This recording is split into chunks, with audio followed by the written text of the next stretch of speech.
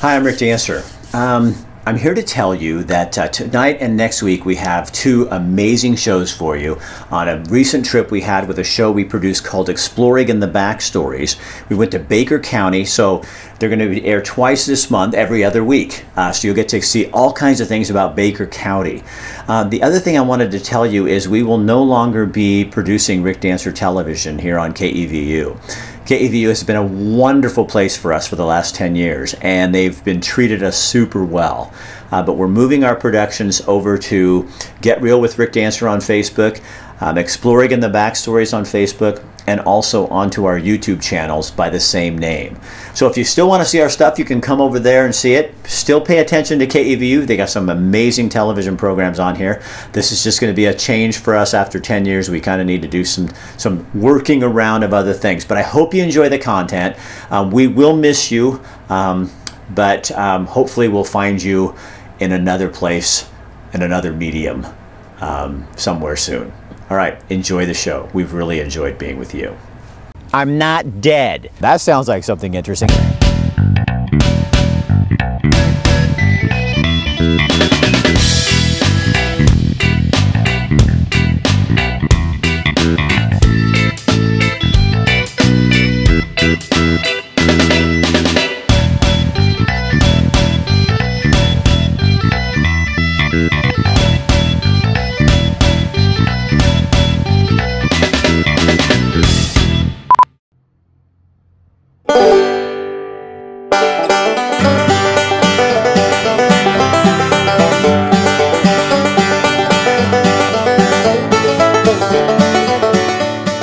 On the far eastern side of Oregon is a place called Halfway.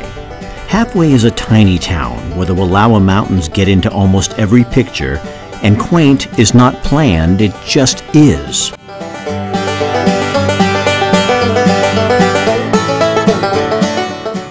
Oh, I'm Marvin Brisk from Halfway, Oregon. Marv and Pam Brisk live on the edge of town on a farm that at first glance looks like a graveyard for old farm machinery. And as you can see, I got a lot of old horse equipment on inventory. Yes, you do. Look at that. So it's not a graveyard? No, heavens no.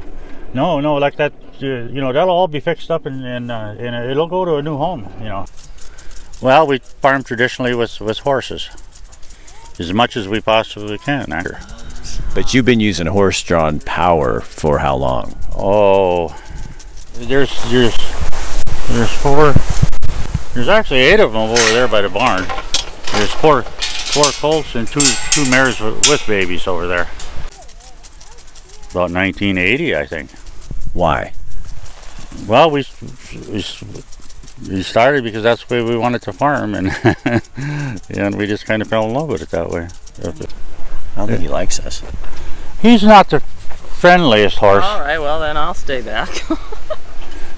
And he's what they call a blue roan, you know, they're blues. Yeah. So why, is that the way they used to do it? That's the way they used to do it. So you can cultivate it this way, then you turn around and cross-cultivate it to get it for the weeds. Everybody in the valley knows where to get fresh produce. Families, other farmers, restaurants, farmers markets. So all the neighbors know this is where it's at? Yep. Help yourself kind of thing. In fact, what I'm doing is picking up lettuce for the cafe that's over in Richland. I stopped in for my coffee this morning and she said, would you please grab some lettuce for me over at Pam's? I said, sure. Does it help knowing how it's grown? It means everything knowing how it's grown. Yeah. And who's growing it? And who's growing it, right. You can see the hashtag on social media about knowing your farmer, but actually knowing your farmer is a completely different deal. So you don't use pesticides, but you're not organic. No, yeah, that's right. Yeah, we don't. What's the difference? Being not organic? Yeah. I mean, it sounds like that's what I always thought it was organic. It's just a certification, is all. Oh. It really is all it is, and we opt not to, how would you say it, buy into it. You know, we just grow good healthy food, and that's it. You know, and And I believe there's quite a cost with it also, you know, like $5,000 or something to get certified or something. So rather than go with the movement, you're doing it and just not getting the certification. Right, yeah, and we sell, we have no trouble selling any of our stuff. So it's the way it is, so it's no use to go, and that's the way we, you know. We just want to, that's our goal, is to sell good healthy food. It's like a ham strap, see, and you run it through here, figure out what size your leather is. Yeah, we do a lot of work with them. I've been feeding, especially, you know, we feed all our cattle and everything in the winter with a sled and everything like that, and I've been feeding for over 30 years. I've been feeding the cattle with horses during the winter. And every day I put the harnesses on, I think, this is a waste, you know, all this, it takes time to harness and stuff like that. Right. But then you think about it, how much fuel have I saved in the last 30 years by not, you know, when you look at it, a big picture, you know, it's just save a lot. Wow. So is it a mission, or is it just a way of life? Just a way of life, you know. That looks old-fashioned. And that's 100% horsepower, you know. Came on here and starts pulling it, and it picks up the hay and tosses her up on the stack. It was completely rotted. I totally redone it and rebuilt it. It works because you don't have a lot of money tied up into it. You know, the horses right now are pretty expensive, but you know, it's just that goes in cycles also, you know. But your horse machinery and stuff like that is reasonably cheap, and if you got any mechanical abilities, you can fix it up. And I like old stuff, of course. And I noticed. Yeah. No, and like this is what they call a line shaft up here, and it came out of an old blacksmith shop a couple miles away from here. I want to show people what that looks like. I like the sound of old belts, you know, clipping and clacking, you know, and I think I paid $20 for that old drill press, and I must have drilled 10,000 holes already with it, you know. It's just but it's relatively easy to make it because you can look at tractor drawn stuff, you can look at this, and you can get the best of all the worlds there, you know. And a lot of this stuff here there was nothing to look at. You know, if you think about it, somebody came up with this on their own. Yeah, I mean, it was like a dream at night or something, you know, because they couldn't look at anything. They had no idea, but they needed something to cultivate their corn, other than no computers, no nothing. You don't need cell service to run them. No, you got more technology in that camera than I got in all my farm equipment. Yeah. Old horse-drawn equipment everywhere on this place, and plus I have a few other sheds full on neighbors' places. A lot of people don't know what's here. they don't. And the local people that are here, for the first 2 years, I think everyone asked me, "How in the hell you find this place? You know, how'd you find us? You know, because it's kind of, and it's got its own little economy here. You know, it's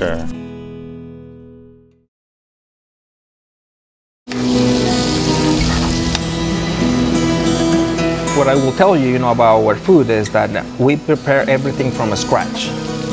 So we make sure we hire people that have the passion for making food. That's one of the ingredients. The other one, we make sure that our recipes, they use the ingredients that we tell them to use. And before we put it into the market, we make sure we test, try it. What I love about this business is the people. I'm a people person, so I love to interact with people, and I love to make people feel good. Abe over at Ranchito Grill gives away 2 free dinners to some lucky winner. Now, all you have to do is go in there, have dinner, put your name and your phone number in the little bucket underneath Rick Dancer TV, and you will be eligible, and you might be a winner for 2 free dinners from Ranchito Grill. We want to thank our sponsors, Toyota and your Northwest Toyota dealers. And Travel Baker County. My name is Garrett Groth. I work for Oregon Department of Parks and Recreation in Sumpter, Oregon. So what are we standing in front of? So we are standing in front of the only gold dredge left in the state of Oregon. What is a gold dredge?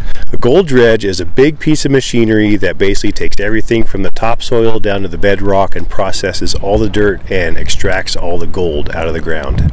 So tell me, I know, but just so for my viewers know, what does that look like? I mean, it was is it fair? It was raping the land. It was bad. Yes. Okay, go ahead. Yeah, absolutely. So they dredged about 1,300 acres. The dredging company was from Portland, Oregon. They leased the land from the local ranchers in the area, and they leased the land for about $50 an acre. They extracted all the gold. The ranchers got their land back, but it was just piles of rock when they got back, so a lot of the farmers had to go somewhere else to make a living, and that's pretty much what they did from about 1913 to 1954 in this area. How much gold was taken out of here? So this dredge alone got over 1 ton of gold, and this was the third dredge that operated here. So how much money is that? So back then the government controlled the price of gold, so the gold was $35 an ounce, so the company made $4.5 million. At today's prices, it would be worth $180 million. This is gold country, and this dredge is now a state park, but this is where the guy used to stand here and run this machine, and each of those 72 buckets down there picks up gravel, and each one weighs a ton. You do the math.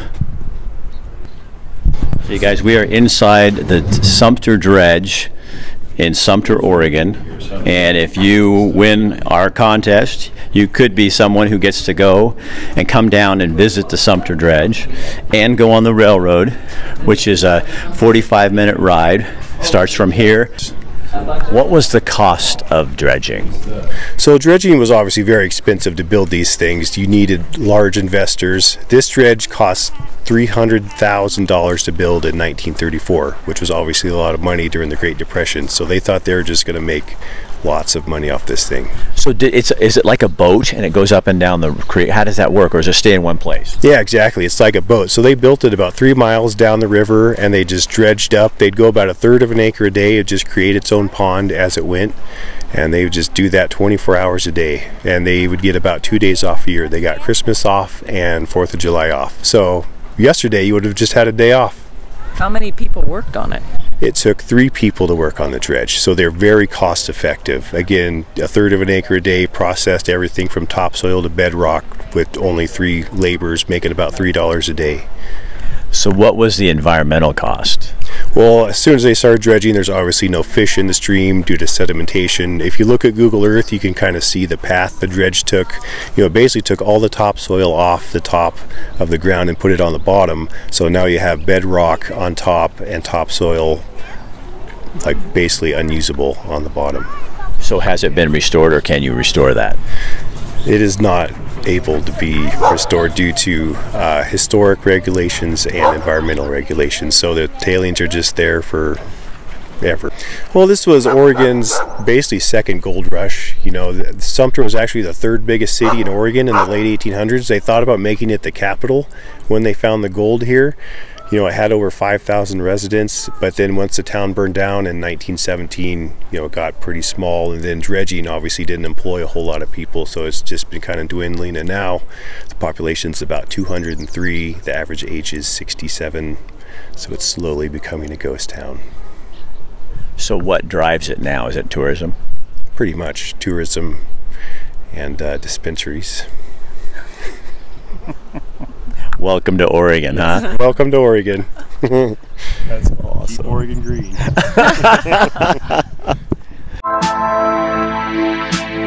We're that blue-collar neighborhood, great place to eat. It's one of those, you hear the old story. If you want to know a great place to eat, stop at the local gas station. The old days, you roll down your window and, where do I get a great burger, a great steak? I'm going to go grab some roasts and bring them out, and we're going to cut some steaks. We don't get anything that's been frozen or shrink wrapped. So it comes to us fresh in a big primal and never frozen. And that's really adds to the flavor. The juices are a lot more prevalent there. We want to make sure that we get the product after 28 days and then bring it into our back door. And we can age it then more if we need to or less. But we get a much fresher product. So that all of our steaks are at least 1 inch thick. Nothing more frustrating than going to a steakhouse and getting a thin steak. I grew up in a community where there was lots of hunting, and my dad just loved to be a butcher, so he would go in and work with the local meat processor there, learn to cut. He just showed me, and just from cutting game. So we grind all of our own burger each day. So I think Centennial Steakhouse is defined by the fresh cut USDA choice.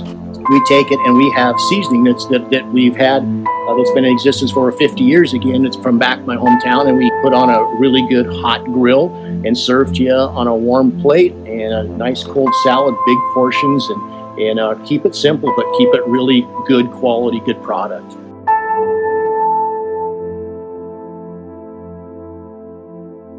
We do have Idaho on our right, Oregon on our left, all day long. The Boundary River, we're right along the Pacific Mountain time zone change as well.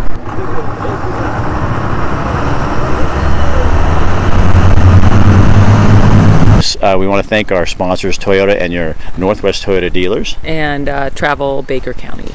All right, so we are in Hell's Canyon, and joining us is Dylan from Hell's Canyon Adventures. So tell us about this. What do you guys do? What is this all about? We operate daily trips via jet boat and whitewater rafting. Today we are on our Kirkwood adventure, which round trip is 54 miles long through Hell's Canyon.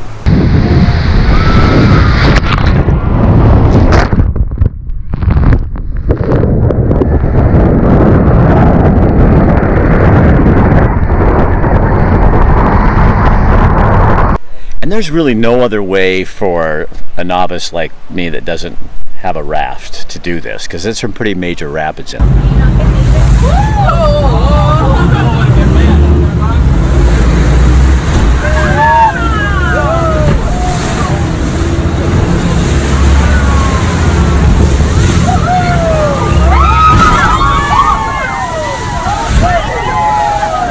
Correct. The only access down to this point is either hiking trails or by raft or jet boat. So how long have you been doing this? I've been guiding since 2005. What is it about Hell's Canyon that drives people? Because we've never been here before. They've been here our whole life and never come down here. It's a very rugged, remote area, so just getting away from the busyness of everyday life is a draw. There's great scenery all around, and of course being on the river with all the whitewater. And the fishing is good too if people are fishermen. Fishing is phenomenal if you're into that.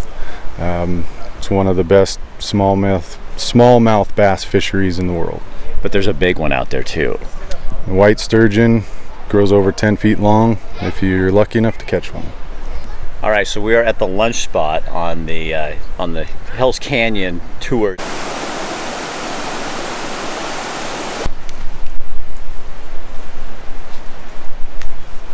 So is this just a summertime activity, or do you do it in the winter too? Summertime, our season is usually from April until September. Does it book up pretty fast? Generally, July and August, we're booked pretty solid. So what else should people know about Hell's Canyon that, I mean, you were talking about the Grand Canyon and the kind of it's got some special things here. So yeah, the Grand Canyon's obviously much more well known, which comes with more people and more busyness. And Hell's Canyon, it's a place that is really special to me. I've worked here a long time, and yeah, it is the deepest canyon in North America. So that in itself is something to be said. And how many rapids? Kind of tell people about the different rapids that are on the river. The rapids vary from class 4, which would be the bigger stuff, to class 2 and 3 for, you know, mom and the kids if they don't want to go through the wilder stuff. We do a shorter trip that stays above Wild Sheep and Granite Rapids, which are the two biggest rapids on the river. So what were you reading about what makes them special? So I was reading something about how through regulations that people weren't allowed to raft on it anymore or something like this. No, so Hell's Canyon is regulated use. There is only so many jet boats or rafts that can be on the water on any given day. Okay. So they are allowed, it's equal use, it's regulated use. And what you guys do that's different though is you start at the deep section. So some outfitters start at the lower end, and you guys are starting where it gets really... Yeah, we're starting right in it. We're the only outfitter that launches from Hell's Canyon Dam. All the other companies have to travel through the slower stretches of river, and some of them start outside of Hell's Canyon National Recreation Area to get to this point, and we are starting right in it. And is this a family-owned business, and has it been in business for a long time? The company itself has been in operation since the 70s. but the Yates family has owned it since 2001. So last thing for you. So why is it important that people, especially Oregonians, understand that this is, why we're right on the corner of the state, it's an important part of our state. We see Mount Hood, we see, all the other things that are Paulina crater, the different craters and stuff, but this doesn't get as viewed as much. It's just a little farther out there. If you're willing to make the beautiful drive out to it, it will be well worth the drive. It is a spectacular place to be. Thanks. Let's go have lunch. Okay, so that's it for us on this. We want to thank our sponsors, Toyota and your Northwest Toyota dealers. And Travel Baker County. So we're going to get in the boat and go do the rest of the trip. And be sure and enter the contest, because you too could come out to this part of Oregon and enjoy yourself and see the wild and scenic parts of Oregon that you may have never seen before. We want to thank our sponsors, Toyota and your Northwest Toyota dealers. And Travel Baker County. And we couldn't be here without them. So where are we? We're 25 miles from Haines, up in the mountains at Anthony Lake Ski Lodge. Now, in the wintertime, it's a ski lodge. They have chairlifts and everything. And in the summer, it is a mountain biking. So there's the trails they have. They have a whole system up here. And we just happen to be here on the day when it's opening for the first time. As you can see, there's hikers going up, but on the other side, it's mountain bike trail. It's single track, and it's super fun. In fact, we should just show them the video.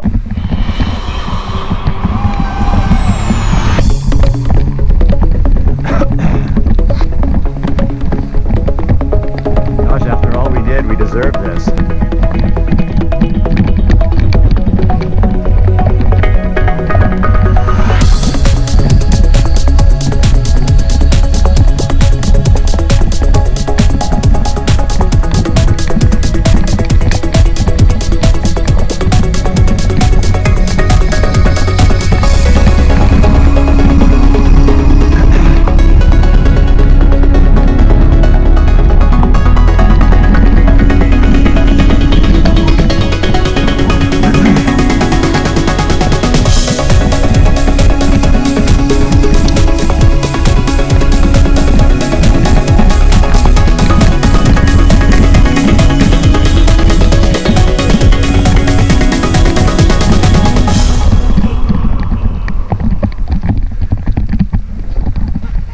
And you are? Trace Shireman.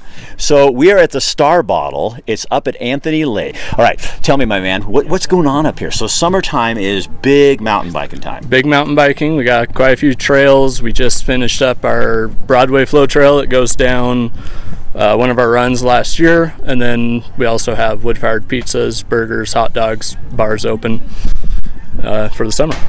So where did the name Star Bottle come from? The Star Bottle Saloon, Star Bottle Hotel is out of the movie Paint Your Wagon that starred Clint Eastwood. Filmed up a couple miles away from here, and we got the sign from the set like 50 years ago. Seriously? 2 years ago. When I was a little kid, we went by while they were filming it. My parents took us, we drove us by while they were filming it, and then they actually took us to the movie, but told us we had to cover our ears when they said damn. So tell me, you have wood-fired pizza. Tell me kind of what you guys do in here. Just trying to support campers and people being outdoors, so we thought we'd run pizzas, wood-fired pizzas out on the deck, and it's just nice. So how long has that been going on? This is our 4th year running it. 2 years ago we had a fire that kind of put a kibosh on the whole situation because it knocked out power. And you guys serve local beer? Local beer, Barley Browns out of Baker City, Prodigal Sun out of Pendleton, Side A out of LeGrand. Are people kind of surprised when they come here and find out that Baker County has a ski resort, a little lodge up here? No, it's been way too much. We're getting busier and busier every year because of how nice our snow is, and it's a fun atmosphere. So, don't you think people also, come here because they want to get away from paying a lot of money at one of the major ski resorts in the state of Oregon, and you get 5 runs in, and I bet here you can get quite a few in a day. We get quite a few. We have just a single chair, a rope tow, and a magic carpet. Yeah, so that was my question, is how many different runs do you have on the hill? Well, I kind of consider it 2. You got left and right and make it back to where you started. Okay, yeah. So you've been coming here for 26 years. Yeah, grew up here. And so what is this to locals? What is Anthony Lakes to the locals? It's the spot. It's vacation just an hour away. And if you're living in Haines, all you got to do is drive 25 minutes and you're on a mountain skiing. Yep, exactly. So is this a place, like we were in Lakeview recently, and it was really a community in the wintertime, as a community gathering spot? Yeah, that's the same thing with up here. Everyone knows everyone, and it's awesome. So are you a skier? Skier. Mountain biker? Yeah, a little bit. So what's the best trail we should go on? The Broadway Flow Trail. Broadway Flow Trail? All right, that's what we're going to do. Hey, thank you for having us up. Yeah, no problem. So, Kathy, again, we are with ExplOregon The Back Stories, and our sponsors are Toyota and your Northwest Toyota dealer. And Travel Baker County. All right, we'll join you from some other location. We're headed to Sumpter today, to the biggest flea market in the country. Why are you laughing? Have you been? Yeah, I love Sumpter. It's fun. Well, part of our getaway package too, you guys, if you tag somebody on this page, who you're going to take with you, we're giving away 2 getaway packages, and it's going to include staying one night up here at one of the little cabins up here this direction, and also you're going to be staying at the Geyser Grand Hotel. We've got a whole bunch of different things, but we're putting together 2 different packages, but you can't win if you don't enter. The Armstrong Nugget is a good sort of indicator of what made Baker boom. Found in 1913 by a guy named George Armstrong. It's an 80.4 ounce gold nugget, today worth around $115,000, and it's right here displayed in this case. Younger people are moving here. People are coming here to find something different. What is that you're finding? Oh man, just a slower pace of life, I think, a lot, and a place where we recognize people at the grocery store and at the tap house. Sometimes I lose my words when I feel the groove. My feet start to tap, my legs start to move.